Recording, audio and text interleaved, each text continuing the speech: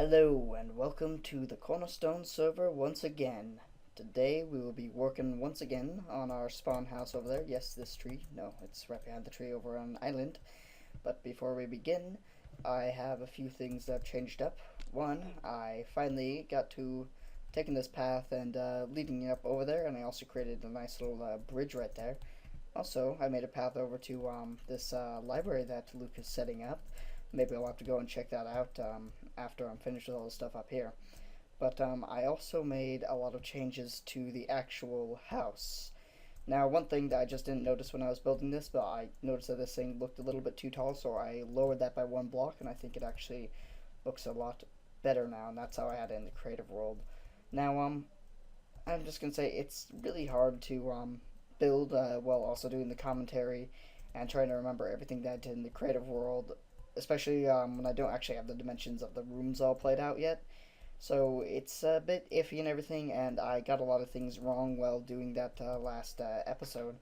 So immediately you walk in here, you can see the things have changed. I put in the walls, so I actually have some direction to go on next time that I'm building, which will be in a few minutes here. And then I put in the roofing, because this has a whole bunch of details on it, like I wasn't sure which corner this went on and everything.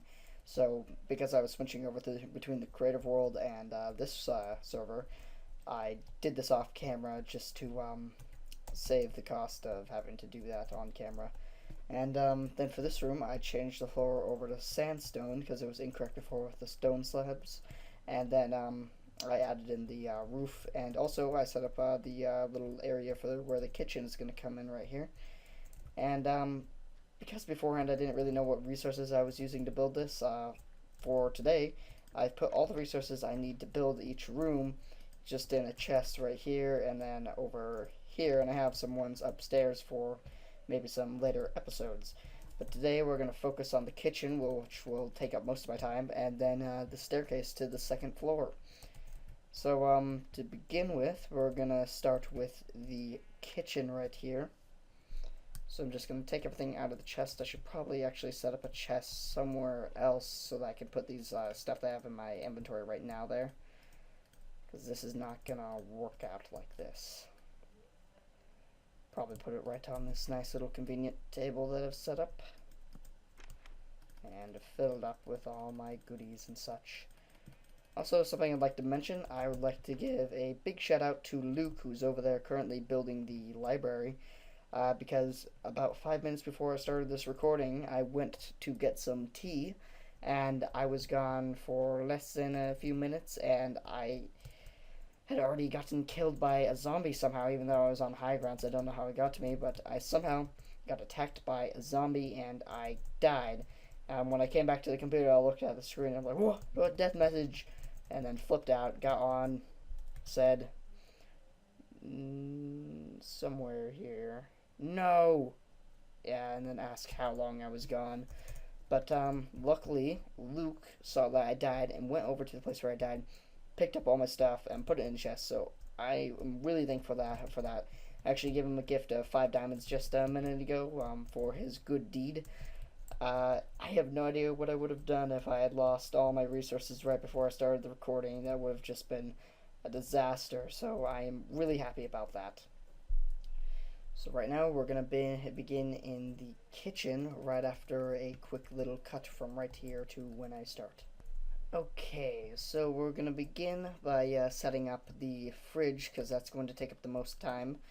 Now I'm going to go with the same fridge design that I did on the last Cornerstone map, which is a bit of a complicated one. I never actually showed how I made it, but it's a special little design that I came up with that's actually functional. You can put stuff in it on both ends right here. The reason why I'm going with this special little design is because I see all these other people doing the same fridge designs where you have a dispenser on the bottom and then some block on top and then a door and then you press a button and it shoots the item out and everything. I feel like that's just too mainstream and I'm just too hipster to do that, you know? So, I'm just joking if you were wondering. So I'm going to put in a special little fridge that I designed myself that I don't think has ever been made before. And it takes a bit of pistons and a bit of maneuvering to do, so this will probably take the longest time out of everything. So first I'm going to need my 2 iron doors that I will be using for it. And those 2 iron doors are going to go right here. And then I'll make a little passage right here for me to actually access this area. Actually, maybe I should put that back and create it at other point, at over here, because the carts might move over this direction. I don't want that to happen. Definitely a bit of an iffy thing to do. But how we're going to do this is I'm actually going to need some track for this. So, actually, good thing, I already have track ready. So to begin with, I'm going to have to put some blocks right up here. And then break away a bit of this stuff right here so that I can place the carts up here. It's going to be a lot of building and maneuvering around. Whoops. And, you know, now it'll be sort of like a tutorial for making the fridge, and I will probably actually feature this in an episode of my building series I've been talking about, which, don't worry, I will be starting very soon. And speaking of videos and such, I haven't come up with a redstone video in quite a while, and I know most of my subs are here because of my redstone videos, so I'd like to address that topic. I am working vigorously on this little project that I talked about a while ago. It is a Russian roulette game, and it's not just a little redstone setup, but it's actually an entire multiplayer map that includes command blocks and things like that. I just realized I'm actually going to need 2 more of these things to do this.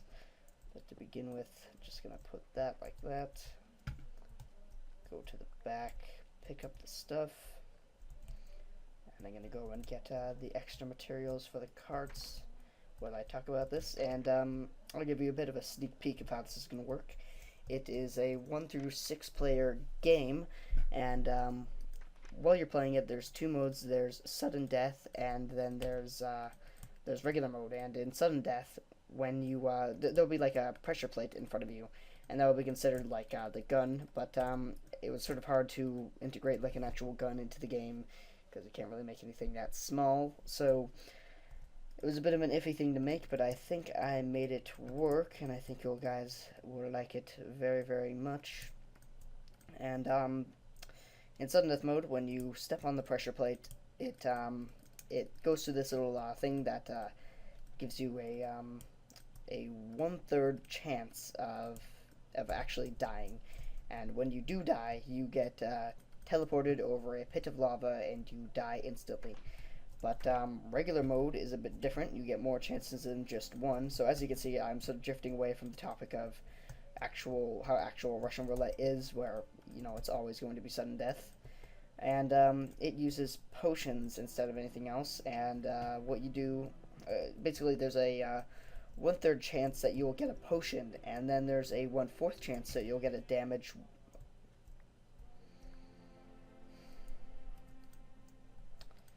See what I mean by this is a bit of an iffy process to go through. So as I was saying, there is a 1/4 chance of getting a damage 2 potion, a 1/4 chance of getting a damage 1 potion. Oh yeah, I'm gonna have to turn this back into a minecart chest. And then there is a 1/4 chance of getting a poison potion and a 1/4 chance of getting a health potion. And basically the concept is you sort of do this balancing act of getting a poison potion where your health goes all the way down, getting a health potion so your health goes up, or getting a damage potion so your hit points immediately go down.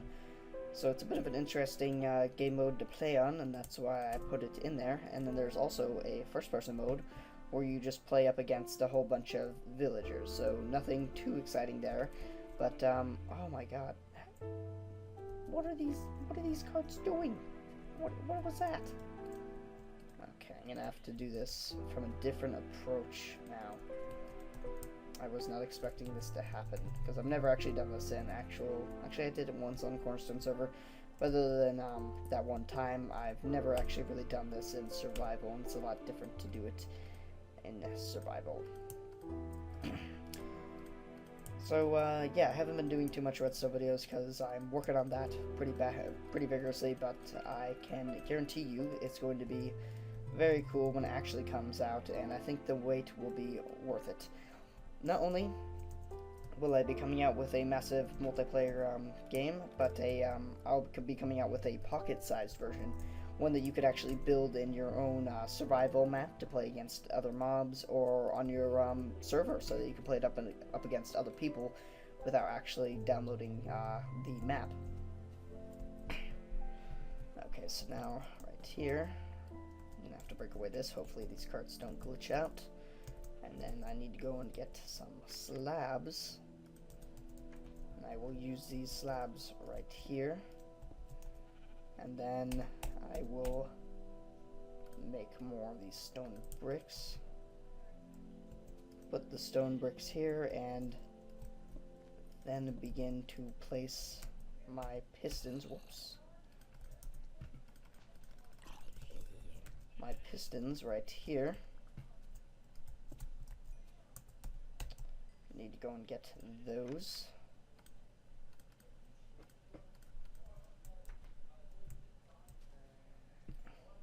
Oh god, oh god. Oh, oh. Baby zombies, these things are annoying and very unpractical. Like all the other mobs in this game now. You know, a concept I actually came up with the new spider mechanics. I think sometimes they spawn with regeneration, and when they do, you could probably use it as like a little regeneration health spot. You could just sort of put that spider up there. I'm not sure if the damage from the actual spider would sort of cancel it out, but it would be an interesting concept for like a hospital or something, where you just get this infinite regeneration type thing. Okay, so that should make it complete. So now when we come over on this side, we see that this right here is all lined up. I just realized that this is on a sort of wrong axis, but I don't think that should be too much of a problem. I don't know, what do you guys think? Is that a little bit too annoying with it sort of poking out like that? It actually wouldn't be like that if it was on this axis, but in the creative world I have the house completely flipped around apparently.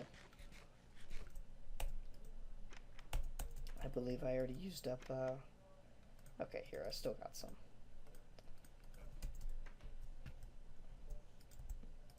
There we go. So, I'm almost to 42 subs, and you might be wondering why that would be of any real importance. Well, I've seen other people do it before. I like to have little obscured sub specials that aren't really fit with the round numbers, like 100 sub special. I probably won't do one of those, but I will do things like 42 sub specials, or I was thinking of doing a 27 sub special, but I thought that was a little too little. And if you haven't guessed already, the 42 sub special will be the release of my Russian roulette map. So be looking forward to that. In 2 subs from now, that will be coming out, or at least around that time. So right here is going to be the microwave.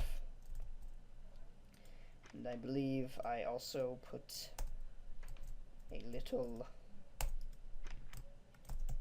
brewing stand right next to that. Always thought the brewing stand was made in a bit of a weird fashion. Okay, put that right there, and then also for this area right here, I'm going to add a bit of detail using these guys. Oh, and I just realized I'm going to need a lot more iron, but I think I'll do that at another time. I'm going to put anvils in these item frames, or maybe I won't. I'm not sure how I had that in creative. Again, it's a bit weird remembering everything that I do in creative.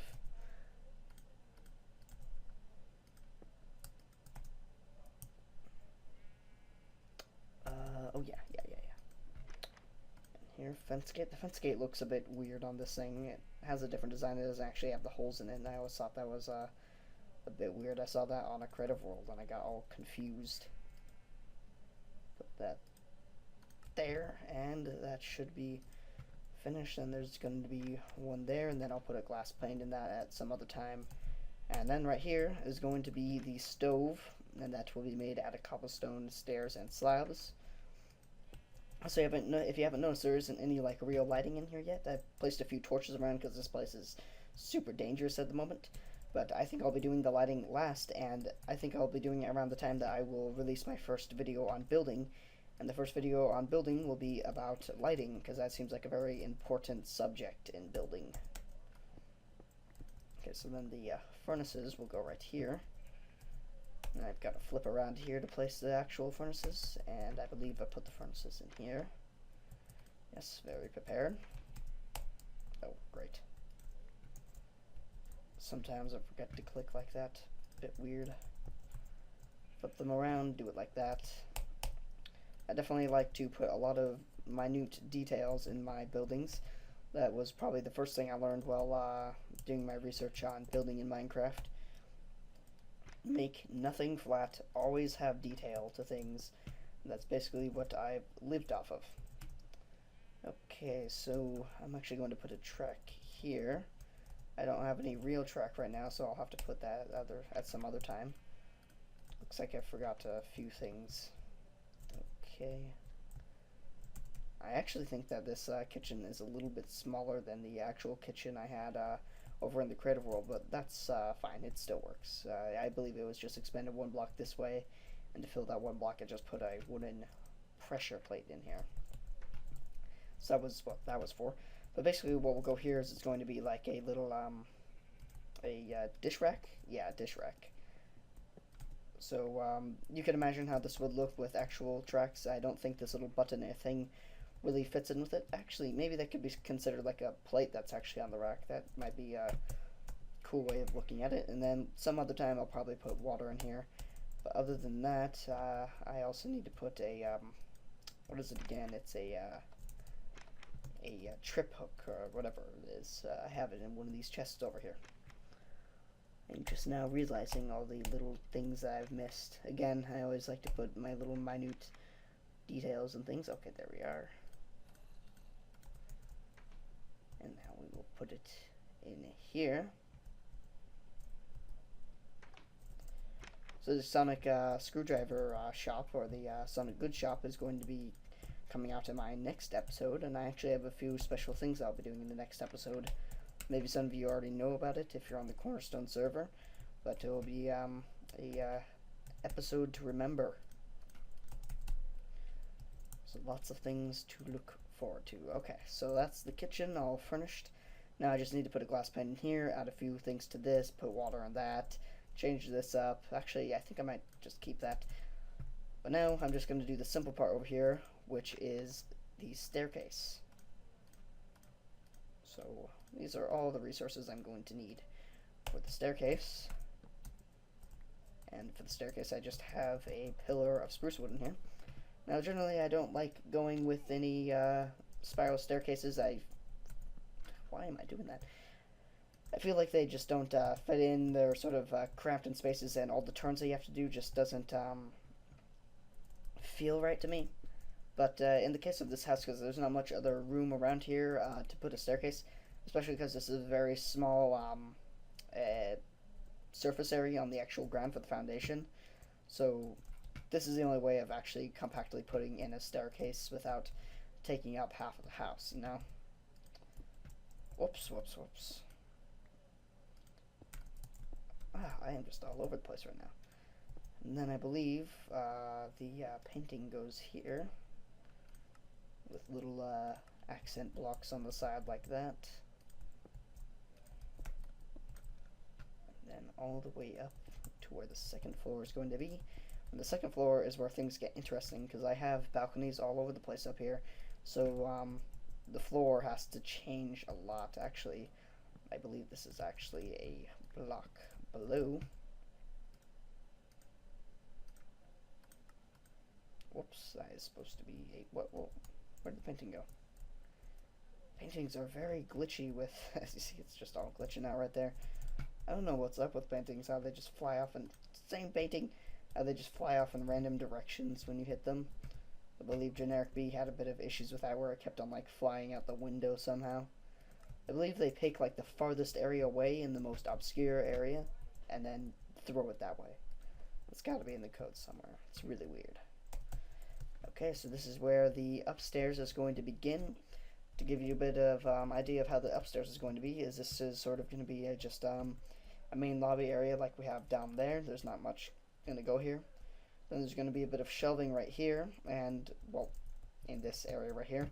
But there's also going to be shelving over here, and there's going to be a wall right here. And actually, I've got to get rid of this. And then the first balcony is going to come out right here with a table and a few desks. And then up here is going to be a bit of a living room, a couch, a table, and then a TV, and then a staircase going up to the other balcony right there. And then also there's going to be a balcony right here, which we'll raise up just a bit to get in there. And then up here, another balcony, and the bedroom is going to be in this tiny little space right here. So not much room is taken up by the bedroom, but it's sort of a cozy little room that's set up. So that's how the house is going to go, and that's how the house is going to be finished off. So before ending this episode, I'd like to go and check out Luke's library that he's been setting up. I believe he has a little starter thing over there, and I think he'll be fine with me going over here and check it out, because I know he's been recording all day, and I'm sure he'll be uploading this at some point. Oh, whoa, looks like he's doing a lot of work on here. He's just making a huge arrow. Nice way of advertising your library, Luke. Okay, let's go and check this out. Whoa, okay, he's done a lot more work in here since I last checked it out. He's added tables. This is actually really nice. You know, he's actually really developed as a builder since when he first started the server. He's been doing a lot better, but if I were to give him one tip, I'd say change this over to carpet so it's all interconnecting. But in a way, this actually looks sort of cool with the griddedness. I'm not really sure. I think it fits in with the general scope of things in this area. And then we have a main desk right here, and I believe, yeah, he has all of his books in here. These looks like the higher level ones. And then trading rules, and then all the lower level ones. Okay, let's read the trading rules. Maybe I'll get one, actually. Welcome, trader. Obviously, you're reading this book because you want to trade. Well, fine, sir. I'm glad you're here. On the next page, there will be instructions on how to process works. How the process works. Enjoy. I haven't come up with a perfect system, so here's how this works. Find a book you like, message me on Skype, we'll negotiate. When or if we come to a deal, the book will be delivered to you. I will get the book to you as soon as possible. Okay. Sounds pretty cool. I think it would actually be cooler if there was some sort of actual, general currency for it. So there's no actual real negotiating. It's more automated, but I think I should have, read this welcome book first. But hello there, trader. Welcome to Luke's Lucrative Library. Nice name for that. Here you will find many books of wisdom that will help you in your adventures on Cornerstone. There will be books of enchanting and, of course, a few novels to get addicted to. There are also a few history books if you're interested. I heard he's going to take some novels from other people that people might write, so I can't wait to see what people will come up with for his library. Yeah, this is looking really nice. I see he's sort of abstract with the books around. They're not all just plain lined up, and I like the crafting benches. They fit in well with the bookshelves. So look, doing good. Looks very nice, and then you have a nice view out into the sunset. Very nice indeed. So the next thing I'm gonna go checking out is where I will be building the Sonic goods shop, and it's going to be over on the other side of spawn, because I wouldn't like to just pile up everything over here. I want things to be more spread out, and because we already have my house over there and the library over here seems like the next best place. And when I went over here, I found this little sort of cliff lining where it raises up, and I thought, hey, that's going to be the perfect place to put our Sonic Screwdriver shop. And it's going to be quite a big place. I'm not sure how much of this it will encompass, but it will be pretty cool. Plot for Sonic Goods Store. So I am very excited for that, but you'll have to see how that turns out in the next episode. And until then, farewell.